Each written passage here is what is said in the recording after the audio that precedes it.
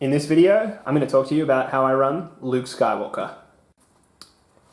So base Luke Skywalker, at least in his Hero of the Rebellion format, costs 160 points. He has 6 wounds. He has a courage value of 3. He surges to crit on offense, but has no defensive surge. He has a movement of value of 2. In melee, he has Anakin's lightsaber, which is 6 black, impact 2, pierce 2. And his DL-44 blaster pistol for ranged combat, which is range 1 to 2, 2 red dice, pierce 2. He comes with the powers jump, which is, as an action, you jump 1, which is perform a move during which you ignore terrain that is height 1 or lower, and it's treated as a move action. You can charge, so after he performs a move action, you may perform a free melee attack action. He can deflect, which is while defending, if he spends a dodge token, he gains the defensive surge to a block, and if it's defending against a ranged attack, the attacker suffers 1 wound for each surge rolled, and then he is immune to pierce. In terms of upgrade slots, Luke has 2 force slots and 1 gear slot. In terms of the gear slots, there's currently, with the release of Veers, 3 gear options available to Luke. For 6 points, he can take targeting scopes, which gives him precise 1, which is when he aims, he gets to reroll an additional dice. Grappling hooks for 3 points, which give him expert climber, which is when you clamber, you don't need to roll defense dice or suffer wounds. And environmental gear for 3 points, which is you gain unhindered, which is you ignore the effects of difficult terrain. Right now, none of these are really worth it for Luke. Targeting scopes for 6 points is of marginal value. He's got pretty good dice, and he surges anyway. So often he won't really need to reroll 3 dice. Grappling hooks with his jump power is pretty terrible for him. And similarly, environmental gear. I would say of the 3, environmental gear is probably the one that I can see most value coming from, purely because it means that between jump and environmental gear, he can just go wherever he wants, which is great, especially in combination with his charge power. However, I think overall, he doesn't really need much gear, or at least none of the one that's available to us currently. So right now for his 2 force slots, Luke has access to 5 upgrade cards. One of them, Saber Throw, which is 10 points, and as an action you can choose one of your melee weapons and perform a ranged attack with that weapon against an enemy unit at range 1 to 2, using half of that weapon's dice rounded up. Don't take it on Luke. Saber Throw, just don't even consider it. Saber Throw is not meant for Luke, or at least not meant for Luke, the hero of the rebellion, it's meant for Darth Vader. And that's simply because his blaster pistol is just better. It's just straight better. It's range 1 to 2 as well. It's 2 red dice rather than what would be 3 black dice. And it is also pierce 2. So it's just better. Don't take Saber Throw on Luke. Of the other 4, however, I think you can very easily justify taking any of the 4, and really it comes down to what combination you prefer and how much points you have and what sort of role you want for Luke. Battle Meditation, maybe up to some debate within the community, I think is a fantastic upgrade for Luke. It costs 10 points, and when you issue orders, one of those orders can be issued to any friendly unit on the battlefield. It's a really, really, really good power for Luke. I think especially so currently, where he's the only commander you can take, because he's obviously going to be the only one on the board. It's great for commanding flanking units, such as a flamethrower AT-AT, an objective-grabbing trooper unit, or the T-47 airspeeder. Really, it just gives you a lot of flexibility in terms of where you're issuing orders and to who, because you just never really have to worry about command range for at least one unit. I think this will probably diminish in value once Leia and Han are released, as you'll start to see alongside Luke when he's run double leader units, or sort of double leader lists. And so obviously there you'll not use it as much because you'll have the other leader providing their own command bubble. But I think for Luke as a solo commander, which is the case currently, and in lists in the future, I imagine, Battle Meditation is a very, very good option. I think the one power that undisputably just should be taken on Luke if you're taking him is Force Push. And Force Push is 10 points, and as a free action, you can choose an enemy trooper unit at range 1, and you perform a speed 1 move with that unit, even if it is engaged. It is an exhaust power, but it's really something that a lot of the time you'll only be using once a game. And it's just the flexibility of being able to move either backward or forwards a trooper unit, which includes other commanders such as Vader and Luke, other Lukes, and in the future Leia and Veers. It's just that flexibility is so good, especially with Luke's ability to charge. So I think at minimum, one of your slots is going to be taken by Force Push. Now, between Jedi Mind Trick and Force Reflexes, I'm not sold completely on either of them, but I think they both have a lot of good use. Jedi Mind Trick is the cheapest of the 4 Force options. It's 5 points, and as a free action, you choose an enemy trooper unit at range 1 to 2, and it gains 2 suppression tokens. Again, it is an exhaust power. Jedi Mind Trick really is just sort of limited at the moment because of the courage value that Luke and Vader provide. Vader obviously being limitless, and Luke nearly limitless with courage value 6. So when trooper units, or the leaders themselves, they're just not as susceptible to suppression as you'd like. So therefore you're not seeing a lot of value out of Jedi Mind Trick. However, with the release of Veers and then in the future Leia and Han, I think Jedi Mind Trick's going to get a lot better because obviously the sort of courage on the board is going to get a lot lower. And also you might see lists a little bit more spread out. Even still, 5 points, being able to effectively, pretty reliably negate one action on a trooper unit, if they're a generic trooper, is very good. And especially for leaders that have courage 2, it'd be really good taking away that action from them as well. So it'd be more important to consider them. Force Reflexes is the most expensive of the bunch. It's 15 points, and as a free action you gain 1 dodge token, and it's an exhaust. So the main thing that Force Reflexes has going against it is its cost and the fact that it is an exhaust. Unlike the other powers, you do really want to be using it more than once a game because you want to be able to get that dodge. And it really starts to make you feel that 15-point cost if you're only getting that use once a game. However, Luke with a dodge token has really good survivability. His red dice go up to a 4 out of 6 defensive odds, and he gains the deflect ability, which makes him a lot less attractive to shoot at with trooper units. So again, they're all really good options. I think if you're running Luke as a solo commander, really consider Battle Med. Right now, I would say the one upgrade that you should take at all times with Luke is Force Push. So in terms of how you want to be using Luke, you really want to get the most out of his keywords. The first one obviously being jump.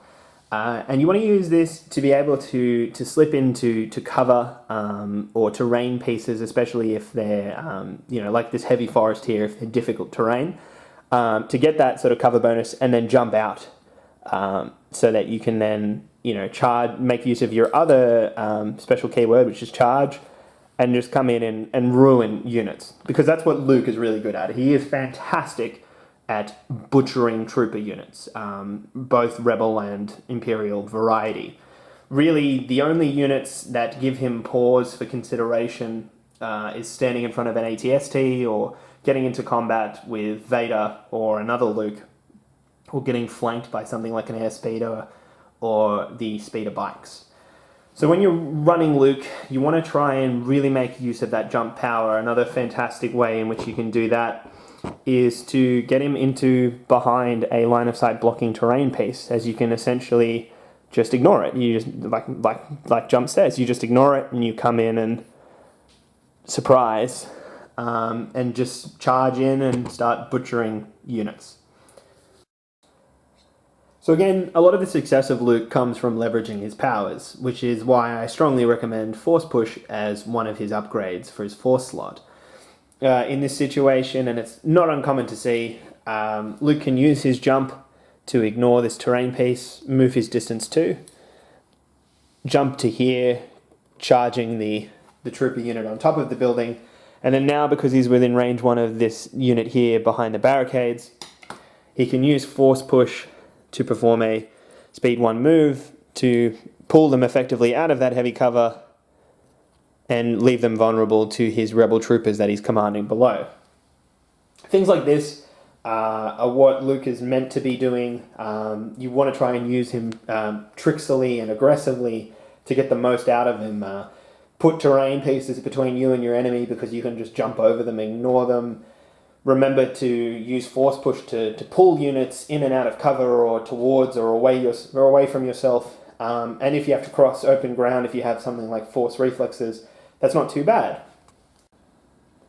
Similarly, another great use for force push, as I've shown in one of my videos, is to use it to disengage from especially a melee combat that you're not happy with. So, for example, if my Luke was injured and Vader managed to get him in range, a handy force push to break the engagement, and then a speed 2 move to get out of the way and keep going if you have to, or to charge into these trooper units is a really, really effective power. For all of his powers and abilities and red defensive dice with the potential for surge with the dodge, you really want to try and avoid leaving Luke out in the open. He does only have 6 wounds, and therefore if your enemy dedicates a lot of firepower onto him, he will go down quicker than you would like. All it takes is one round from the bulk of an army, and he will evaporate. And often running at 180 to 100, that high sort of nearly 200 point bracket, you really, really can't afford to Luke without him making his mark on the game. So you've got to be careful, therefore, of running out in the open or things like speeder bikes where they can get in behind your cover and really punish you. In a similar vein, when you're taking on the Dark Lord of the Sith in melee combat, you want to be going in with at least 2 wounds on Vader, even with the Son of Skywalker triple tap. Ignoring things like aim and dodge. If Luke goes in and gets the last activation of the round and then the Son of Skywalker double attack at the top of the next round, he actually isn't statistically going to kill Vader. He'll push him close, he'll take him to 6 wounds, but Vader should live even after 3 attacks from Luke. So you really should keep this in mind, because if Vader gets 3 attacks on Luke, he will statistically die, and that just comes from Vader's better weaponry. So again, if you're charging Vader, really have him wounded, and this can also be applied for other Lukes. If you've taken damage yourself and the enemy Luke is fresh, don't do it generally. You're gonna regret it. So unless you have to really think about your engagements. What I'm trying to suggest to you is Luke is very powerful.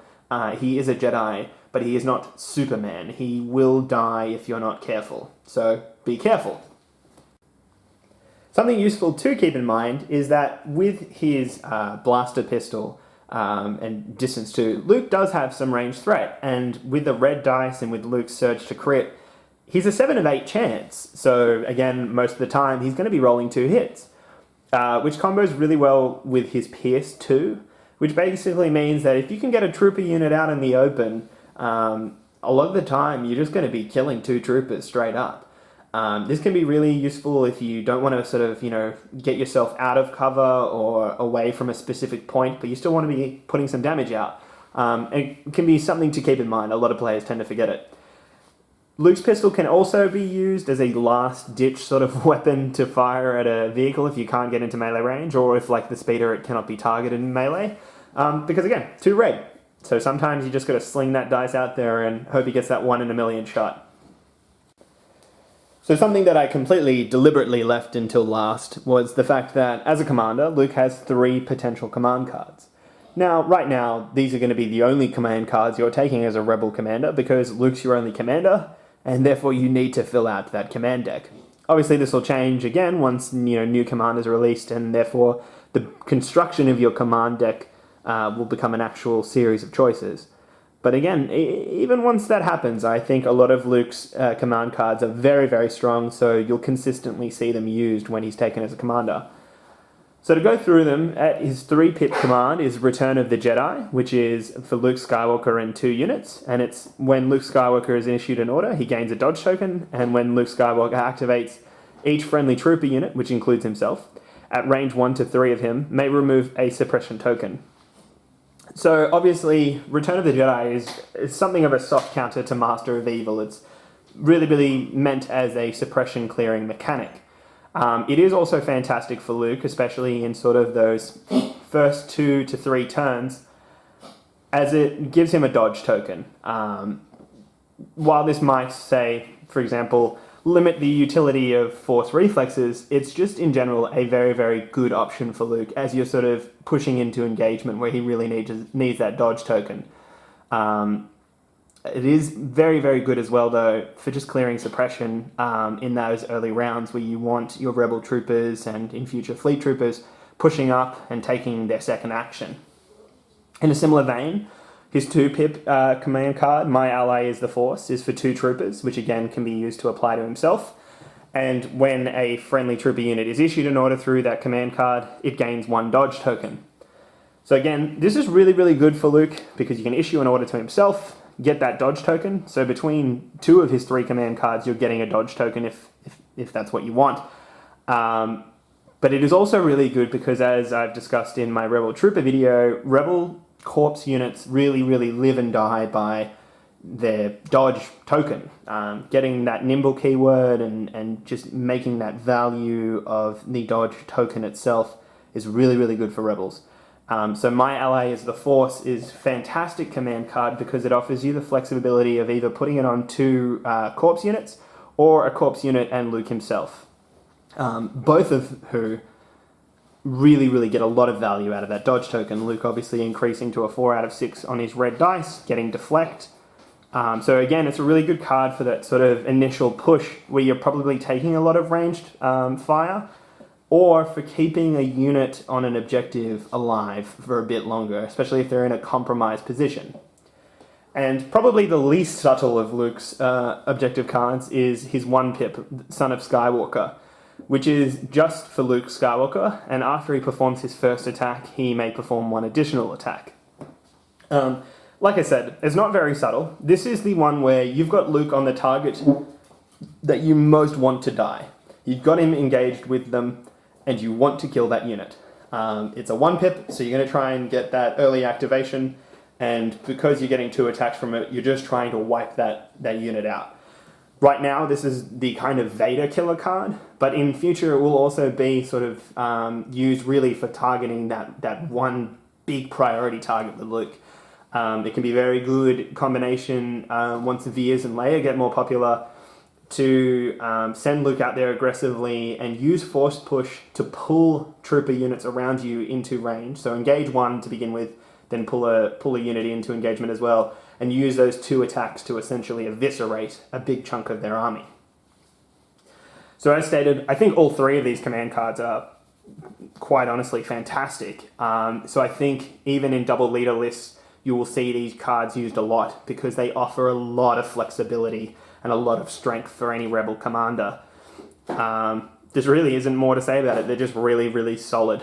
So take them. And right now, you have to. But be glad that you have to, because they're good. So in summary, Luke is a fantastic commander, and I don't think this will change even as new commander units are released. I think once Leia and Han and any future releases arrive, it won't be uncommon to still see Luke as a solo commander, or perhaps maybe somewhat more likely as a double commander with one of those more ranged, damaging commander units. He's got fantastic ability to move around the board with his speed 2 and his jump. He's got a great melee weapon. He has a surprisingly decent ranged weapon. And with his force powers, he is such a damaging piece to have on the board. He's got a great courage value, which is really helpful for supporting the troopers by meaning they're less likely to run away from the fight if they're in range of Luke. And he has some really, really fantastic command cards that just help keep a lot of your units in the fight and offer a really, really damaging round with Son of Skywalker. Overall, I don't think Luke will be going anywhere, which is fantastic because he's such an iconic piece of the game, and he is an absolute pleasure to run. So all you Rebel commanders, get used to running him, learn the tricks, really consider your taking Force Push and how you're going to use that to your advantage. Look to use jump to your advantage, hide behind terrain when you need to, and know when you've got to run away from the fight. He's a fantastic objective grabber as well as a trooper unit. And just use him right. He's not invincible, but he's damn near close.